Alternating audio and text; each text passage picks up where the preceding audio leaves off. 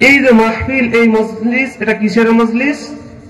কোরআনের মজলিস, কোরআনের তাফসীর। ঠিক কি ঠিক না? তো কোরআনের তাফসীর যেহেতু, তাহলে আমাদের জানতে হবে রব্বে করিম কেন আমাদের উপর কোরআনকে নাজিল করেছেন, কোরআনকে কেন আমাদের উপর অবতীর্ণ করেছেন। পৃথিবীর মানুষ যখন জাহিলিয়াতে ডুবেছিল, পৃথিবীর মানুষ যখন হেদায়েত থেকে বিচ্যুত হয়ে গোমরার আধারে নিমজ্জিত হয়েছিল, দিক দিগন্ত যখন ফিতনা ফাসাদে হাবুডুবু ছিল, তখন মানুষ, আল্লাহ রাব্বুল আলামিন মানুষকে মুক্তি দেওয়ার জন্য এই ঐশী গ্রন্থ আল কোরআনকে অবতীর্ণ করেছেন, যাতে করে মানুষ এই কোরআনের মাধ্যমে সিরাতে মুস্তাকিমের উপর পরিচালিত হয়ে রবের পরিচয় পেয়ে ধন্য হয়ে একমাত্র রবের ইবাদতে নিজেকে অনুগত করতে পেরে স্বীয় বাড়ি জান্নাতে যেতে পারে। এই জন্য কোরআন কারীমকে অবতীর্ণ করেছেন। এই যে আমাদের হায়াত দিয়েছেন রব্বে করিম, এই হায়াত দেওয়ার উদ্দেশ্য কি? এই পৃথিবীতে পাঠানোর উদ্দেশ্য কি? উদ্দেশ্য একটাই, ওমা খালাকতুল জিন্না ওয়াল ইনসা ইল্লা লিয়াবুদুন। আমি মানুষ এবং জিনকে সৃষ্টি করেছি আমার ইবাদতের জন্য। পৃথিবীতে আমাদেরকে পাঠানো হয়েছে একমাত্র রব্বে করিমের ইবাদতের জন্য। এই যে আমাদের যে হায়াত দেওয়া হয়েছে, এই হায়াতটা খুবই সংক্ষিপ্ত, খুবই স্বল্প সময়ের জন্য। কতটুকু সংক্ষিপ্ত আর কতটুকু স্বল্প সময়ের জন্য? যেমন আমরা যখন মায়ের কোল থেকে পৃথিবীতে ভূমিষ্ঠ হয়েছি, মুসলিম ধর্মের রীতিনীতি অনুযায়ী আমাদের ডান কানে আজান দেওয়া হয়েছে। ঠিক কি ঠিক না? প্রত্যেকের কানেই ডান কানে আজান দেওয়া হয়েছে আর বাম কানে একামত দেওয়া হয়েছে। এই যে আপনারা একটু আগে এশার নামাজ আদায় করেছিলেন, যখন এশারের আজান হয়েছিল, আজানের পর একামতের জন্য কয় মিনিট সময় দেওয়া হয়েছিল? কমপক্ষে 15-20 মিনিট একটা সময় দেওয়া হয়েছিল, যাতে করে আপনি নিজের প্রয়োজনীয় কাজ সেরে নামাজের জন্য প্রস্তুতি হয়ে নামাজের জন্য আসতে পারেন। ঠিক কি ঠিক না? একটা সময় দেওয়া হয়েছে। কিন্তু আপনাকে আমাকে কতটুকু সময় দেওয়া হয়েছে? আপনার আমার ডান কানে আজান হয়েছে, একামতের জন্য কতটুকু সময় দেওয়া হয়েছে? একটু সময় দেওয়া হয় নাই। যখন আজানটা শেষ হয়েছে, সাথে সাথে ইমাম বা মুয়াজ্জিন আলেম সাহেব বাম কানে একামত দিয়েছেন। এটা বলে আমাদেরকে এই ইঙ্গিত দিয়েছেন, এই বার্তা দিয়েছেন, ও মানুষ, ও নবজাতক, তুমি পৃথিবীতে এসেছো, জেনে রাখো তোমার আজান হয়েছে, তোমার একামত হয়েছে, খুব শীঘ্রই তোমার নামাজ সামনে আসতেছে, সালাতুল জানাজা। গ্যারান্টি নাই, টাইমের কোনো গ্যারান্টি নাই। হতে পারে একটু পরেই তোমার নামাজ অনুষ্ঠিত হতে পারে।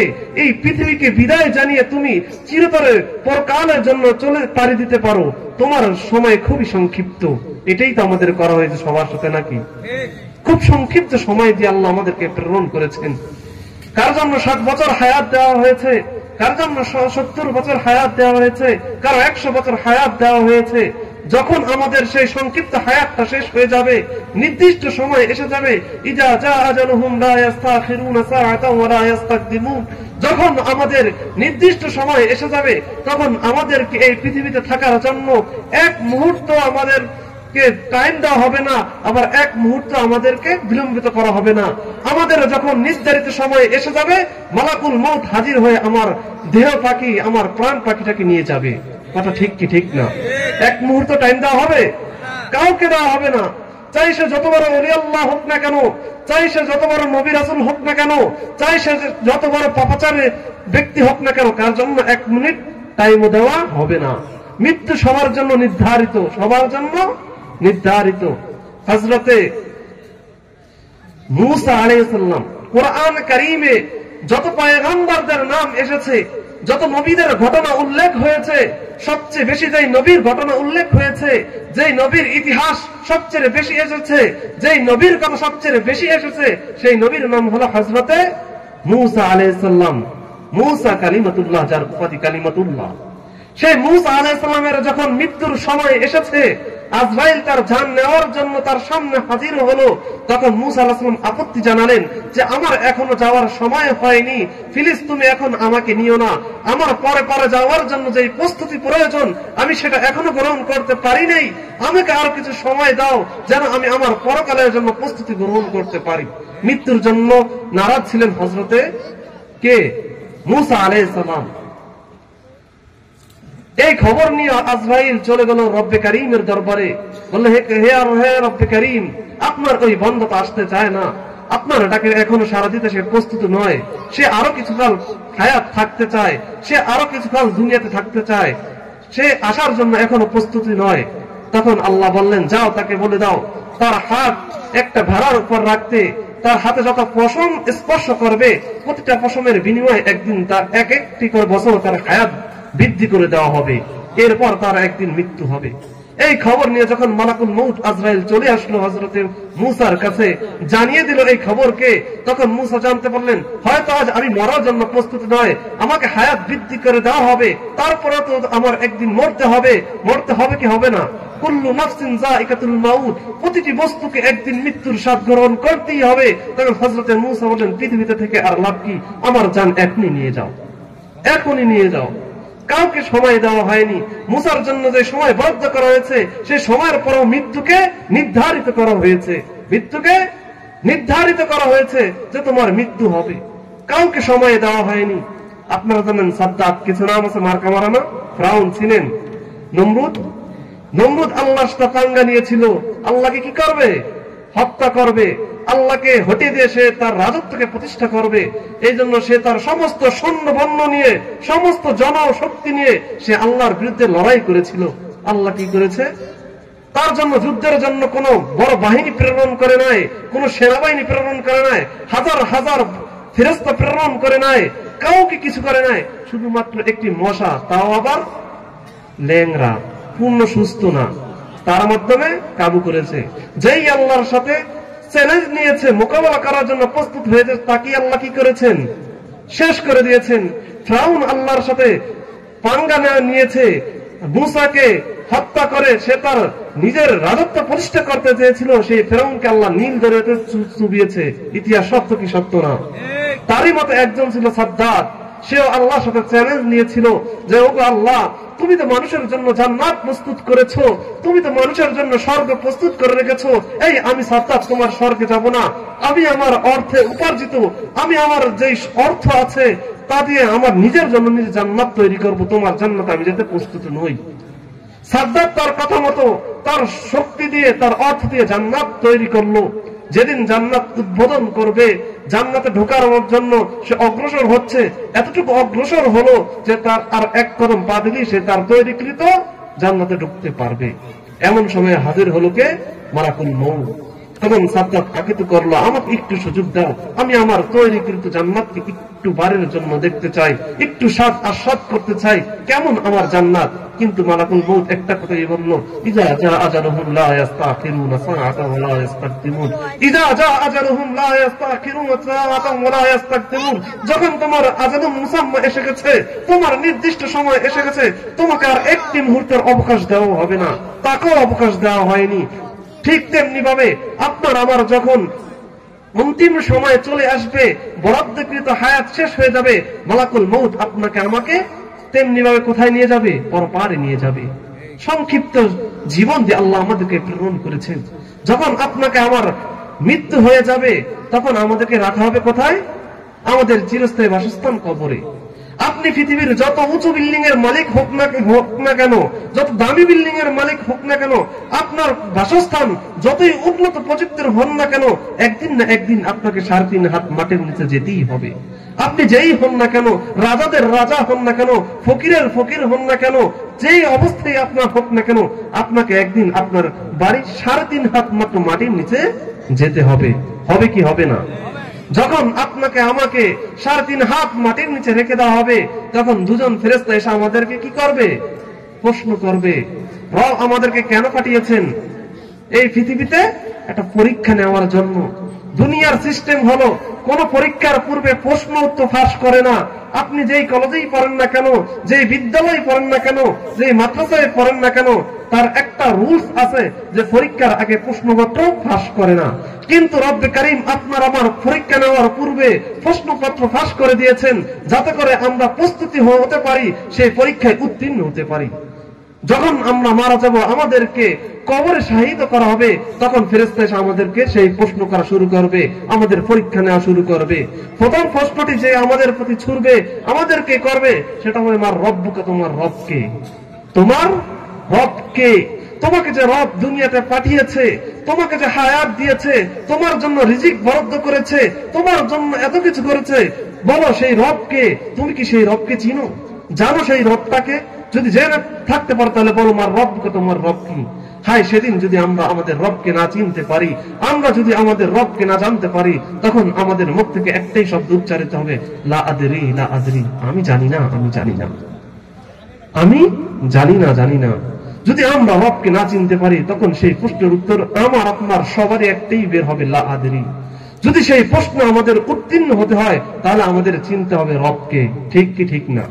রবের পরিচয় জানা দরকার। চলুন রবের পরিচয়টা একটু সংক্ষিপ্ত ভাবে জেনে আসি, যেহেতু মাগরিবের পর রবের পরিচয় নিয়ে দীর্ঘক্ষণ আলোচনা হয়েছে।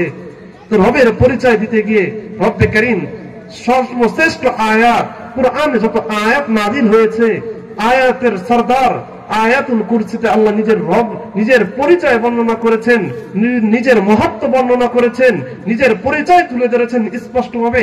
সেখানে তিনি বলেন, আল্লাহু লা ইলাহা ইল্লা হুয়াল হাইয়ুল কাইয়্যুম। ওরে মানুষ, জেনে রাখ, আমি সেই আল্লাহ, আমি সেই ইলাহ, আমি ব্যতীত কোনো ইলাহ নেই। যদি আমি ব্যতীত কোনো ইলাহ থাকতো, কি হতো জানোস? কি হতো? লাউ কানা ফীহিমা আলিহাতুন ইল্লাল্লাহ লাফাসাদাতা। আমি ব্যতীত যদি কোনো ইলাহ থাকতো, এই আসমান ও জমিনের কোন ইলাহ থাকতো, কোন সৃষ্টিকর্তা থাকতো, তাহলে তা ধ্বংস হয়ে যেত, তা ধ্বংস হয়ে যেত। বুঝুন, যদি রব একাধিক হতো, এক রবে বলতো এখন শীতকাল হবে, আরেক রবে বলতো এখন গরমকাল হবে, ডিভাইড হতো কি হতো না? মারামারি বাঁচতো কি বাঁচতো না? এই যে আপনাদের এলাকায় নির্বাচন হয় না চেয়ারম্যান পদপ্রার্থীর জন্য, চেয়ারম্যানে যদি দুইজন দাঁড়ায়, তাহলে দুজনের মধ্যে মারামারি হয় কি হয় না? জিতার জন্য হয়। তো রব যদি দুইজন হতো, আল্লাহ সেটাই বলছেন, এই পৃথিবী থাকতো না, পৃথিবী তার সুন্দরভাবে পরিচালিত হতো না। লাউ কানা ফীহিমা আলিহাতুন ইল্লাল্লাহ লাফাসাদাতা। যদি আমি ব্যতীত কোনো ইলাহ থেকেই থাকতো, তাহলে এই পৃথিবী এত সুন্দরভাবে পরিচালিত হতো না, ধ্বংস হয়ে যেত। আমি সেই ইলাহ, যে ইলাহ ব্যতীত কোনো ইলাহ নেই। আরো জেনে রাখো আমি কেমন ইলাহ, আল হাইয়ুন, আল হাইয়ুন, আমি চিরঞ্জীব। পৃথিবীর সবকিছুই, আমার সৃষ্টি সবকিছুই অচিরঞ্জীব, একদিন ধ্বংস হয়ে যাবে, শেষ হয়ে যাবে। কুল্লু মান আলাইহা ফান, যত কিছুই আছে সব একদিন ধ্বংসশীল। এই পৃথিবী ধ্বংসশীল, কিন্তু বাকি থাকবে ওয়ায়াবকা ওয়াজহু রাব্বিকা যুল জালালি ওয়াল ইকরাম। একমাত্র কে বাকি থাকবে? রব্বে কারীম বাকি থাকবে। সব ধ্বংস হয়ে যাবে, ফেরেশতা বলবেন, ফেরেশতা ধ্বংস হয়ে যাবে, সবকিছুই ধ্বংস হয়ে যাবে, একমাত্র আল্লাহ ছাড়া কেউই বাকি থাকবে না। কিয়ামতের মাধ্যমে সবকিছু ফান ফান হয়ে যাবে, ধ্বংস হয়ে যাবে। স্বয়ং ফেরেশতারাও মৃত্যুবরণ করবে। আর যে আজরাইল মানুষের রূহ কবজ করত, সেই আজরাইল একদিন নিজের রূহ নিজে কবজ করবে। আল্লাহ ব্যতীত কেউ থাকবে না। এই জন্য আল্লাহ বলছেন, আল হাইয়ুন, আমি চিরঞ্জীব। তোমরা যেই সমস্ত জিনিসের ইবাদত করো, ওহে সূর্য পূজকরা তোমরা সূর্যের ইবাদত করো, ওহে চন্দ্র পূজকরা তোমরা চন্দ্রের ইবাদত করো, ওহে তারকা পূজকরা তোমরা তারকার ইবাদত করো, ওহে আগুন পূজকরা তোমরা আগুনের পূজা করো, ওহে মূর্তি পূজকরা তোমরা মূর্তির ইবাদত করো। শুনে রাখ, এই মূর্তি একদিন থাকবে না, এই মূর্তি একদিন ছিল না, আবার থাকবেও না। আমি আগেও ছিলাম, এখনো আছি, ভবিষ্যতেই থাকবো, কারণ আমি আল হাইয়ুন। দ্বিতীয় পরিচয় আল কাইয়্যুম, সবকিছুর ধারক। আল্লাহু লা ইলাহা ইল্লা হুয়াল হাইয়ুল কাইয়্যুম লা তাখুযুহু সিনাতুন ওয়ালা নাওম। জেনে রাখো যে আমি এত সুন্দর আসমান জমিন সৃষ্টি করেছি, লাখ লাখ মানুষ সৃষ্টি করেছি, বিলিয়ন বিলিয়ন মানুষ সৃষ্টি করেছি, এই যে চন্দ্র সূর্য সৃষ্টি করেছি, এগুলো যে আমি পরিচালিত করছি, পরিচালনা করছি, এতে আমার বিন্দু পরিমাণও কষ্ট হয় না। আর কষ্ট হবে তো দূরের কথা, এগুলো পরিচালনা করতে গিয়ে আমার তন্দ্র আসে না, নিন্দ্রও আসে না। নিন্দ্র তো আসবে দূরের কথা, ঘুম তো আসবে দূরের কথা, আমি একটু তন্দ্রও যাই না, মানে জিমাইও না। আমরা যখন বেশি কাজ করি ক্লান্ত হই না, ক্লান্ত হই না, আমাদের কি আসে? ঘুম আসে। আমরা ঘুমে ঘুমের মাধ্যমে নিজের প্রশান্তি খুঁজে পাই, আমাদের ক্লান্তিকে দূরীভূত করি ঘুমের মাধ্যমে। ঠিক কি ঠিক না?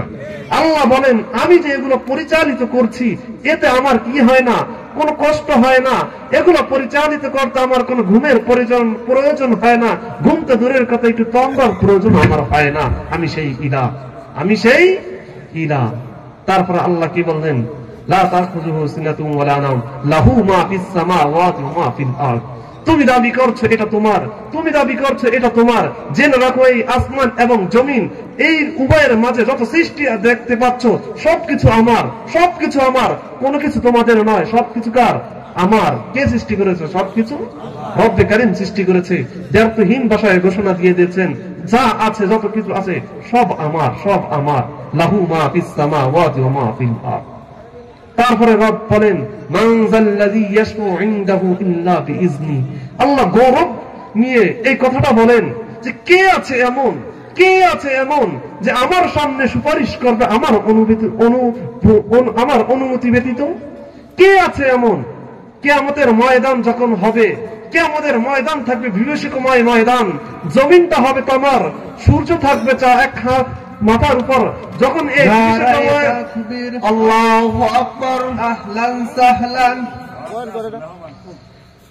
যখন এই বিভীষিকা অবস্থায় হবে, মানুষ ছুটবে যে আমাদের বিচার হোক। মানুষ মনে মনে বলবে যে আমি চিরস্থায়ী জান্নাতি হই অথবা জাহান্নামী। তারপর আল্লাহ রাব্বে কারীম যেন বিচারের ব্যবস্থা করেন। মানুষ দিক বিদিক ছুটতে থাকবে যেন বিচার হয়। তো মানুষ সুপারিশের জন্য এক এক নবীর কাছে যাবে। তখন আল্লাহ বলেন কে আছে এমন যে আমার কাছে আমার ব্যতীত সুপারিশ করবে? যেটুকু আলোচনা করেছি এই আলোচনার উপর আমল করার মতো আল্লাহ তৌফিক দান করুক। সকলে আমিন।